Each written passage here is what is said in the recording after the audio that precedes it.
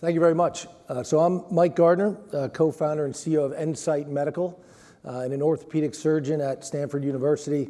And we're leveraging AI to revolutionize scoliosis management. So this is Allie.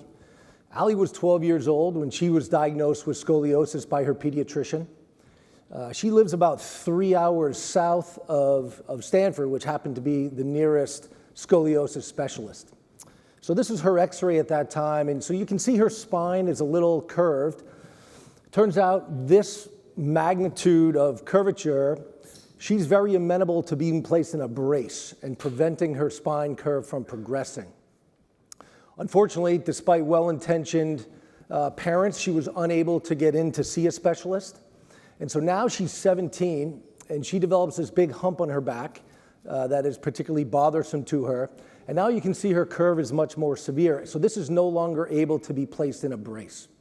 And so her and her family undergo the tough decision to undergo a major surgery to fuse her spinal column with the screws and rods that you see here. So there are millions of kids like Allie all around the country. The system for scoliosis management, from screening all the way through potentially bracing and surgery, is extremely antiquated and stressful. So starting with screening, this is literally the device used today. It's a carpenter's level ball bearing in an arc. Hundreds of complaints registered with the FDA. You see the false negative and false positive rates. This clearly leads to missed diagnoses. Now, kids who do screen positive then need to get in to see a specialist. Specialists are typically pediatric orthopedic surgeons who are focused and concentrated in major metropolitan areas at academic medical centers. So the up to 30 million kids in rural areas in the United States have really no feasible access to get in to see a specialist in a timely fashion, such as Allie. So those who do get in to see a specialist now, they are indicated for repeat x-rays of their chest and spine throughout their adolescence. So on average, kids get 25 to 30 x-rays.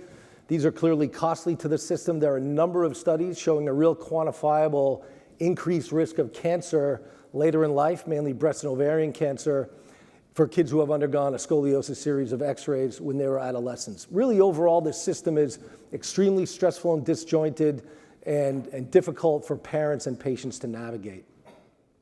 So we have a two-pronged solution for this. First, we've developed an AI-based 3D scanning app of the surface topography of the back to very accurately assess the severity of the scoliosis just on a smartphone. And this can be done in either a provider's office or at home by a parent. And then we're coupling that with a national scoliosis telehealth clinic to allow for access to patients all over the country, regardless of how far they live from a live specialist. So this solves many problems. First, we provide for the first time an accurate diagnosis of scoliosis. Convenient and immediate care. We improve access to kids who live far away.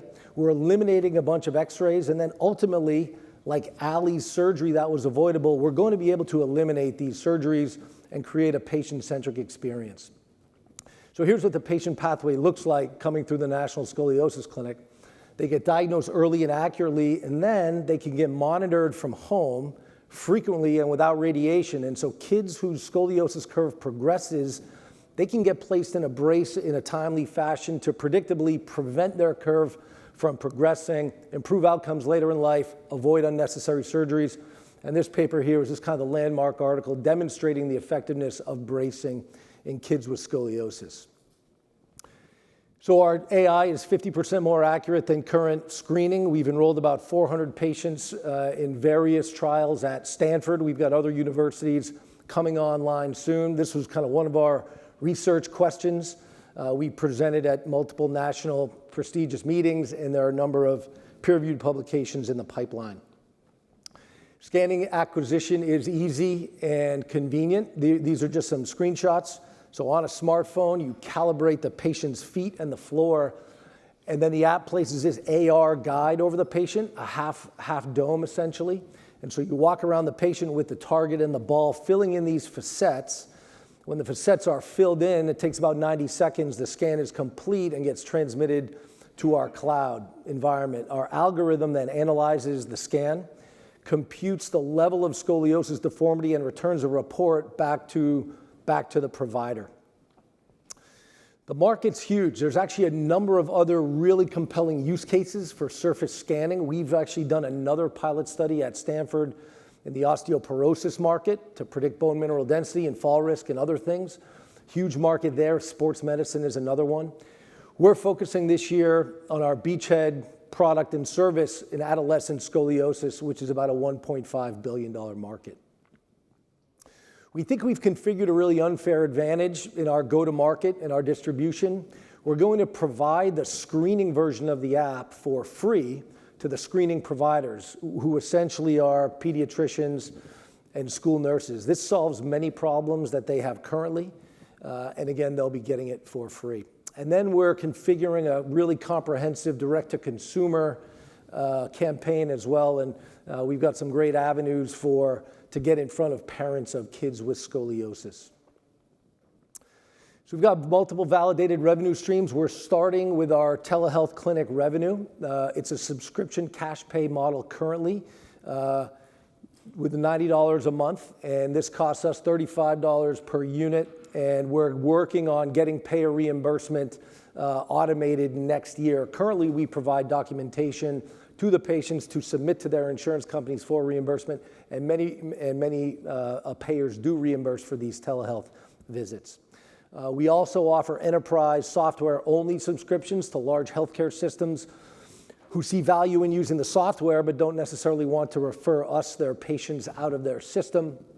And then finally, the brace-making component of the scoliosis visit is actually high-margin business. We're going to have a large funnel of patients with early scoliosis, some of which will eventually need braces. So we're in talks with a number of brace companies on this. We've got traction in all of these three channels. We're pre-market currently.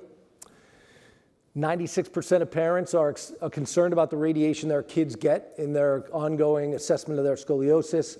The vast majority of parents would pay for a home-based radiation-free solution, and a number of pediatricians have indicated their willingness to use it as well. And we've got some letters of intent from different institutions. We're starting a big multi-center and surgeon study with the Shriner system soon as well. And really, all stakeholders around the table stand to benefit from this system and this technology. So pediatricians, for the first time, can screen confidently. The result of the data then gives them a recommendation as to what they should do. So pediatricians now screen for dozens of entities, all of which get more complex as medical knowledge increases, and they're not often sure what to do with the screening results. They acknowledge they over-refer patients because they don't want to miss a scoliosis. So now we talk to the orthopedic surgeons who get the referrals, and they tell us 9 out of 10 of their patients don't have scoliosis because their pediatrician wasn't sure.